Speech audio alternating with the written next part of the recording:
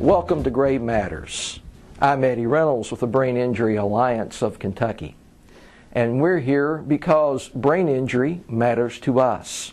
It matters to us whether you are the person with the injury, or you're the husband, the wife, the parent, the child, the grandparent of someone who has an injury, or you're a friend, a coworker, an employer, or a teacher.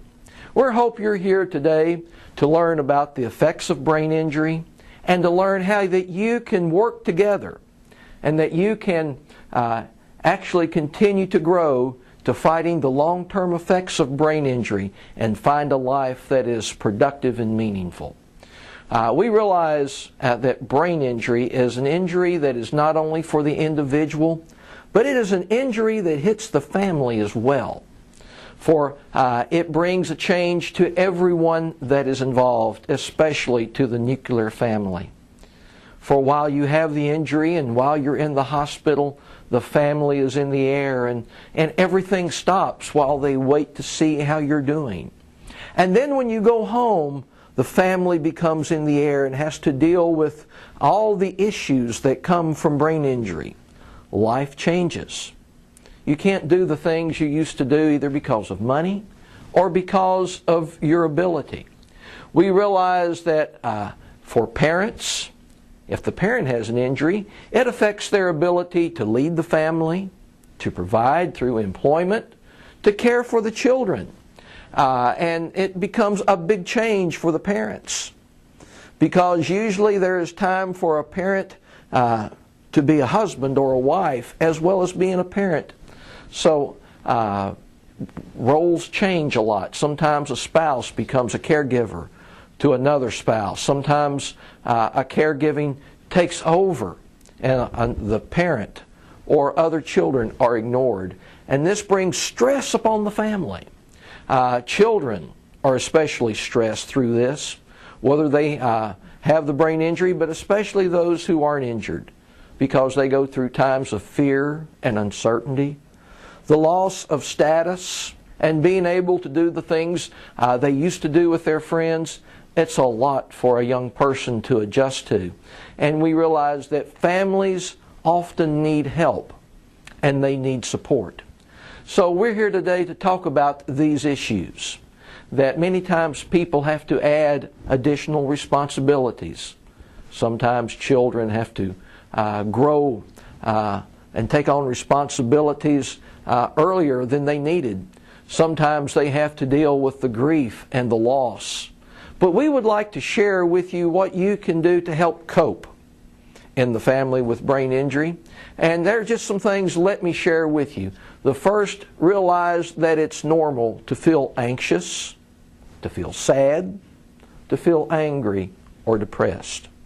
Grief is not a one-time experience, but especially in brain injury, it can be a life-going process as you deal with these emotions. But realize that they're common, they're normal, they're natural. And be willing to acknowledge those emotions.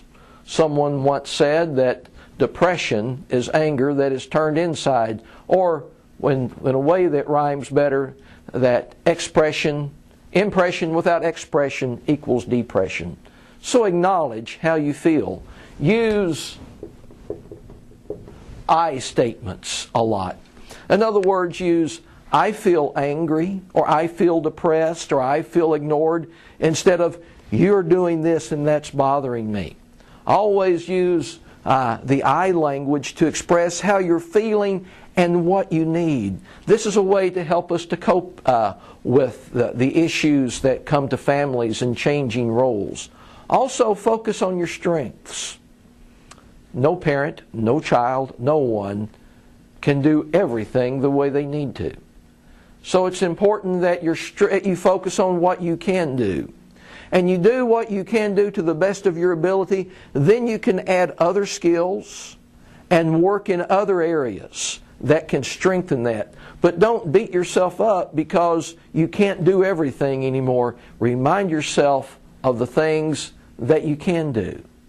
Be willing to talk about the event and listen to the event for the rest of the family.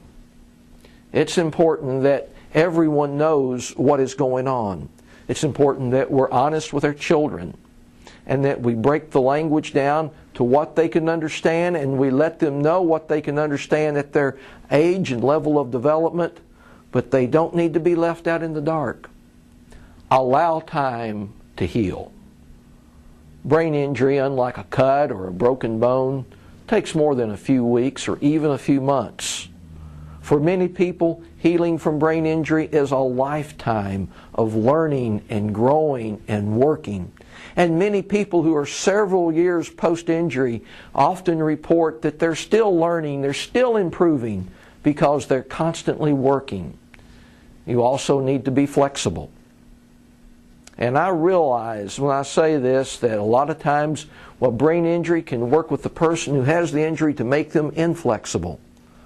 But we don't always know how things are going to work, so the old saying of it's better to bend than to break is true.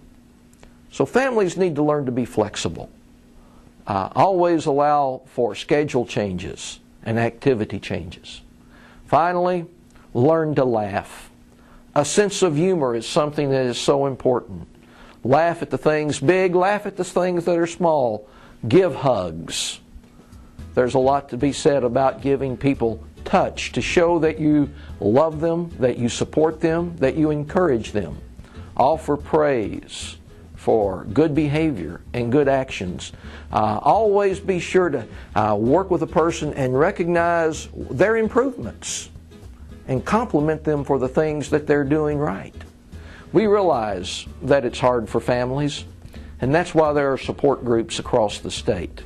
We encourage you to call us at 1-800-592-1117 for the address and number of a support group near you. And until we meet again, remember, gray matters.